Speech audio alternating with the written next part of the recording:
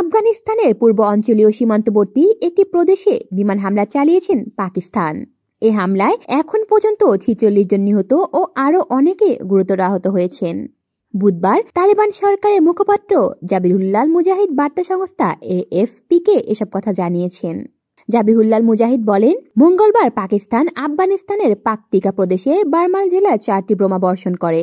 এ হামলায় মোট 46 জন নিহত হয়েছে বলে উল্লেখ করেন তালেবান সরকারের মুখপাত্র। তিনি বলেন, নিহত ব্যক্তিদের অধিকাংশই শিশু ও নারী। এছাড়াও 6 জন গুরুতর আহত হয়েছে বলেও জানান তিনি।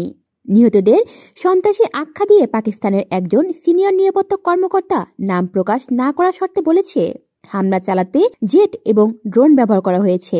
পাকিস্তানি হামলার নিন্দা জানিয়ে দেশটির প্রতিরক্ষা মন্ত্রণালয়ের বিবৃতিতে বলা হয়, আফগান ভূখণ্ডে পাকিস্তানের হামলাকে বর্বর ও স্পষ্ট আগ্রাসন বলে অবহিত করছে তালেবান সরকার। বিবৃতিতে আরও বলা হয়, এই কাপুরুষোচিত কাজের জবাব দেওয়া হবে। ভূখণ্ড ও সার্বভৌমত্বের সুরক্ষার বিষয়টিকে আফগানিস্তান তার অবিচ্ছেদ্য অধিকার বলে মনে করে। কলি শিকদার, বাংলা নিউজ নেটওয়ার্ক।